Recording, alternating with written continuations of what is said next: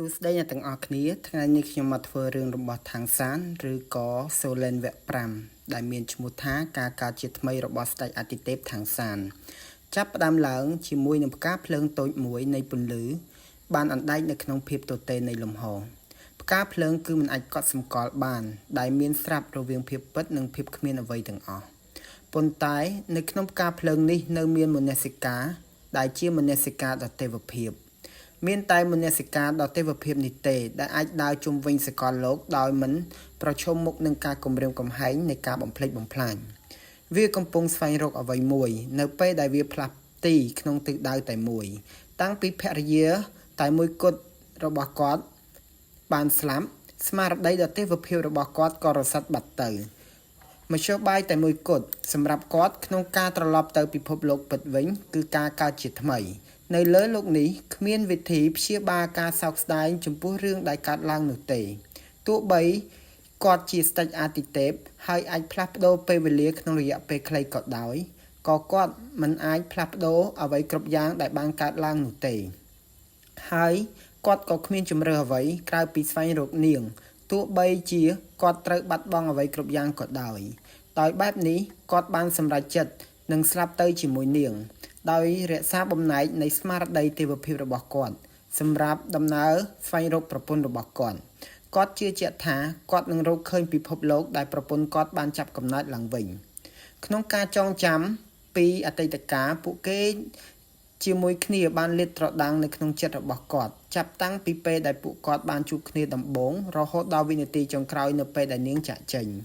សូម្បីតែរាប់ម៉ឺនឆ្នាំក្រោយមកការចងចាំទាំងអស់របស់គាត់ជាមួយនាងនៅតែមានភាពរស់រវើកដោយអ្វីដែលបានកើតឡើងកាលពីម្សិលមិញសូមរងចាំខ្ញុំសៀវវូបងទៅរកអូនហើយទោះបីជាអូនបាត់បង់ការចងចាំរបស់អូនអំពីពេលវេលារបស់យើងជាមួយគ្នាបន្ទាប់ពីអូនបាន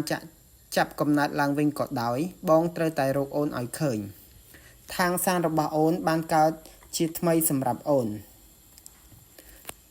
យប់មួយសម្រែកទង់ខ្សោយបានបន្លឺឡើងនៅក្នុងបន្ទប់តូចចង្អៀតមានស្ត្រីម្នាក់កំពុងក្តាប់កូនយ៉ាងណែនក្នុងការអោបរបស់នាង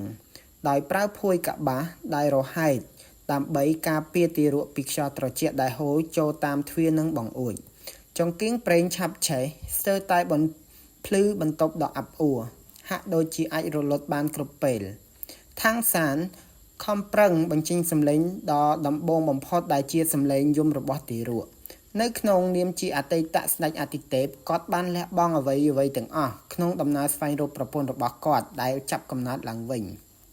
មុនពេលដែលស្មារតីដ៏ទេវភាពរបស់គាត់រលត់ទៅគាត់មានអារម្មណ៍ថាមានអ្វីមួយដឹកនាំគាត់ចូលមកក្នុងពិភពលោកនេះគាត់មិនបានធ្លាប់គិតឥឡូវនេះទម្រង់នៃការចាប់កំណើតរបស់គាត់គឺជាទារកដែលទើបនឹងកើតការចងចាំពីអតីតកាលរបស់គាត់មានតម្លៃខ្ពស់បំផុតសម្រាប់គាត់វាមិនអាចផ្លាស់ប្ដូរការពិតនៃការរស់នៅក្នុងរាងកាយទារកដែលទន់ខ្សោយនិងងាយរងគ្រោះនេះទេសូម្បីតែភាសានៃពិភពលោកថ្មីនេះបានគេចចេញពីគាត់ហើយគាត់នឹងត្រូវការពេលវេលាបន្ថែមទៀតដើម្បីសម្របខ្លួនគាត់បានយល់បានថាការចាប់កំណើតឡើងវិញរបស់គាត់នៅក្នុងពិភពលោកថ្មីនេះនឹងមានការលំបាកច្រើនជាងអ្វីដែលគាត់អាចយល់បានយ៉ាងហោចណាស់ក្នុងជីវិតអតីតកាលរបស់គាត់បានកើតក្នុងគ្រួសារជាងដែកឪពុករបស់គាត់គឺជាជាងដែកម្នាក់ដែលមានអំណាចសម្ងាត់ທາງសានក៏មានទេពកោសល្យពីកំណើតដែរទើបធ្វើឲ្យគាត់ក្លាយជាមនុស្សខ្លាំងបំផុតក្នុងពិភពលោករបស់គាត់ផ្ទុយទៅវិញការព្រួយបារម្ភដ៏ធំបំផុតរបស់គាត់នៅពេលនេះគឺការរស់រានមានជីវិត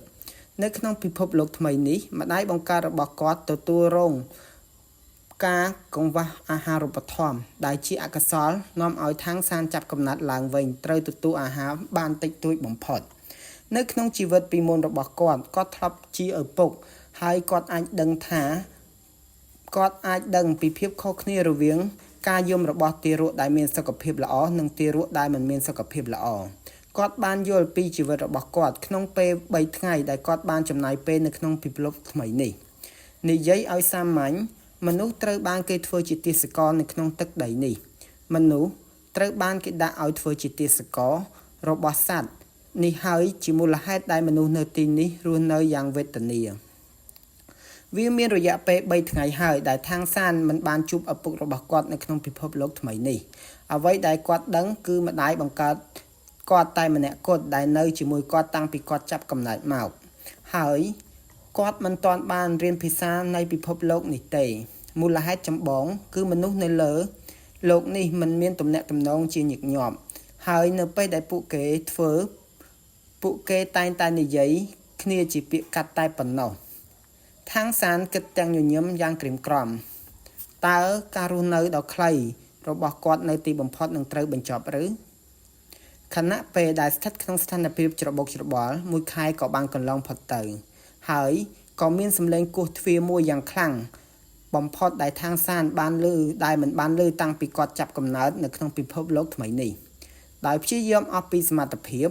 ដើម្បីបើកភ្នែករបស់គាត់សម្លឹងមើលទៅកន្លែងដែលបានគោះទ្វារ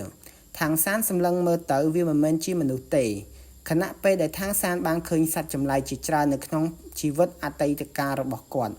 សត្វដែលឈរនឹងមុខគាត់គឺគាត់មិនស្គាល់សត្វនេះមានកម្ពស់ជាង2ម៉ែត្រនិងមានដងខ្លួនជាមនុស្សប៉ុន្តែមានក្បាលជាឆ្កែចចកវាមានចង្កុំលេចចេញនិងបញ្ចេញក្លិនចម្លែកបិសាចចចកបានស្រែកដាក់ម្ដាយរបស់ທາງសានវាបានមួយខែហើយប្រគល់វាមកឬដូច្នេះនាងអោបທາງសានយ៉ាងតឹងហើយទឹកភ្នែកស្រក់ពីភ្នែកដល់ភ័យខ្លាចທາងសានបានគិតថាមួយខែទីបំផុតគាត់អាចយល់បាននៅពាក្យសាមញ្ញមួយចំនួននៃភាសាពួកគេនិយាយក្នុងពិភពលោកនេះបិសាចចចកបានស្រែកដោយអត់ធ្មត់ឥឡូវប្រគល់វាមកម្ដាយរបស់ທາງសានញ័រដោយភាពភ័យខ្លាចនិងមិនអាចលាក់បាំងទាំងទឹកភ្នែក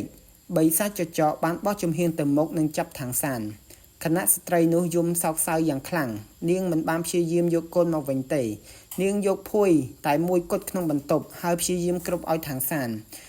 នមានអារម្មណ៍ឈឺចាប់ក្នុងចិត្តនេះជាលើកទី1ដែលគាត់មានអារម្មណ៍ឈឺចិត្តនៅក្នុងពិភពលោកនេះ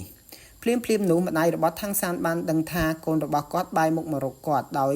មិនយំទោះស្ថិតក្នុងកលៈទេសៈណាក៏ដោយហើយអរិយចចកបានរុញនាងចេញយ៉ាងខ្លាំងទៅលើដីដែលគ្រប់ដណ្ដប់ដោយស្មៅបន្ទាប់មកក៏យកທາងសានចេញបិសាចចចកបានយកភួយមកគ្រប់លើທາងសានដើម្បីការពារពីខ្យល់ត្រជាក់ហើយທາងសានតស៊ូខ្លួនគាត់នឹងអង្វរនៅក្នុងចិត្តកុំឲ្យម្ដាយគាត់ចាក់ចេញពីពិភពលោកនេះសូមនៅរស់ដរាបណាខ្ញុំមានជីវិតខ្ញុំនឹងស្វែងរកអ្នកហើយធានាថាអ្នកនឹងរស់នៅបានយ៉ាងល្អសូមរងចាំការត្រឡប់មកវិញរបស់ខ្ញុំបន្ទាប់មកທາງសានបានសម្រេចចិត្តថាបិសាចចកមិនអាចចាប់គាត់ទៅធ្វើជាអាហារទេការវិញ្ញាគាត់គឺសាមញ្ញដំបូងឡើយបើប្រៀបធៀបទៅនឹងសាច់នៅលើដងខ្លួនរបស់គាត់និងម្ដាយរបស់គាត់គឺមានតម្លៃច្រើនជាងទី2បិសាចចកដែលគ្របគាត់ដោយភួយបង្ហាញពីការព្រួយបារម្ភចំពោះការរារាំងគាត់ពីការត្រជាក់រហូតដល់ស្លាប់ប្រសិនបើគាត់គ្រាន់តែជាអាហារការរស់រានរបស់គាត់នឹងមិនមានបញ្ហាអ្វីនោះទេ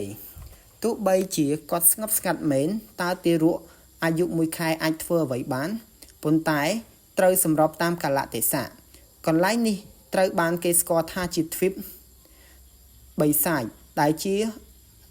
អ្វីមួយដែលທາງសានបានរកឃើញបន្ទាប់ពីយល់ភាសាមួយចំនួន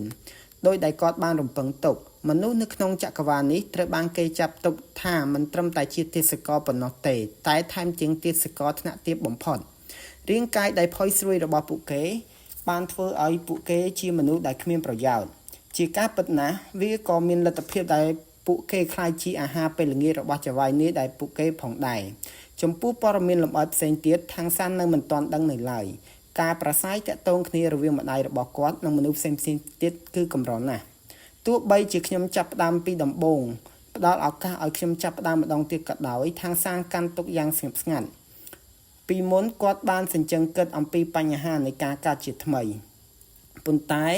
ការពិតបានលើសពីការរំពឹងទុករបស់គាត់នៅក្នុងការលំបាកដ៏ខ្លាំងបែបនេះទីបំផុតបិសាចចកហាក់ដូចជាឈប់ហើយທາງសានបានឮគាត់និយាយពាក្យ2 3ម៉ាត់គាត់មិនអាចបកប្រែភាសានេះបានទេដោយសារគាត់ត្រូវរារាំងដោយភួយនឹងការយល់ដឹងអំពីភាសាបានតិចតួចនៅក្នុងពិភពលោកនេះមួយសន្ទុះក្រោយមកគាត់ដឹងថាខ្លួនឯងកំពុងឆ្លងទៅបិសាចចកមួយផ្សេងទៀតហើយពេល ភួយត្រូវបានបើកឡើងឋានសានបានរំខ្លួនដោយការការពារដោយចេតនាផ្ទុយពីខ្យល់បក់ដែលបានរំពឹងទុកគាត់បានជួបនឹងភាពកក់ក្ដៅទោះយ៉ាងណាក៏ដោយក្លិនមិនល្អបានមកជាមួយនឹងភាពកក់ក្ដៅដែលបានរកឃើញនេះជាពេលដំបូងតាំងពីឋានសានកើតមកគឺបានទទួលភាពកក់ក្ដៅជុំវិញគ្រប់ទិសទីដោយបើកភ្នែកគាត់សង្កេតមើលជុំវិញខ្លួនយ៉ាងល្អិតល្អន់សំឡេងរអ៊ូឡើងកូន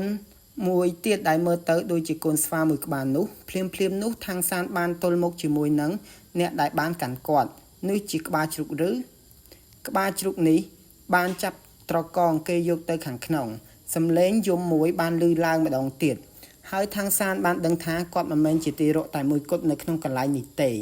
ពេលនោះក្លិនទឹកដោះដ៏ឈ្ងុយនិងផ្អែមបានចូលក្នុងមាត់របស់គាត់ដើម្បីជួយសង្គ្រោះខ្លួនពីការអត់ឃ្លានគាត់មិនស្ទាក់ស្ទើរនៅក្នុងការបឺតជញ្ជក់ទឹកដក់នេះឡើយព្រោះវាគឺជាសារធាតុចិញ្ចឹមដ៏កម្រហើយគាត់មិនខ្វល់ថាវាជាទឹកដោះគោឬក៏ទឹកដោះមនុស្សឬក៏ជាទឹកដោះជ្រូកទេគាត់ពេញចិត្តនៅក្នុងការទទួលវានៅក្បែរគាត់មានកូនក្មេង 3-4 នាក់ដែលមើលទៅអាយុដូចគ្នាដូចទៅនឹងគាត់ពួកគេទាំងអស់មើលទៅដូចជាស្គមស្គាំងនិងទន់ខ្សោយឋានសានបានគិតថាតើនេះជាការចិញ្ចឹមដូចគោឬតើយើងជាទេសចរត្រូវបានគេចិញ្ចឹមស្មើគ្នាឬឋានសានបានខំអស់ពីសមត្ថភាពដើម្បីលួមលោមខ្លួនឯងយ៉ាងហោចណាស់គាត់នឹងមិន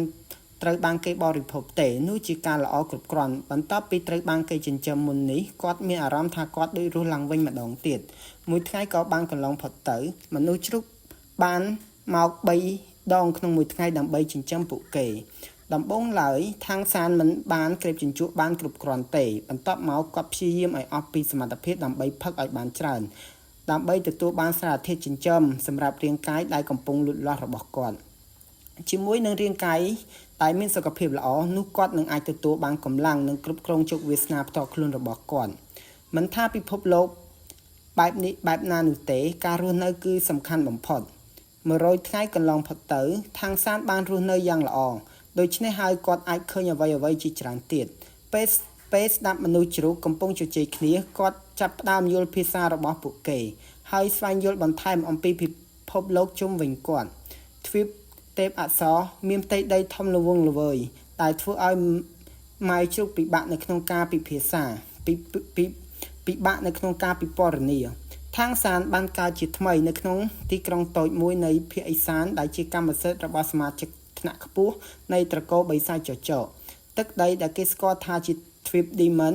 បានទទួលឈ្មោះរបស់វារស់នៅដោយលេចធ្លោរបស់វាដែលមានពុទ្ធសាសន៍ពីរផ្សេងគ្នាគឺអារក្សនិងទេពអប្សរជារួមពួកវាច្រើនតែត្រូវគេហៅថាជា Demon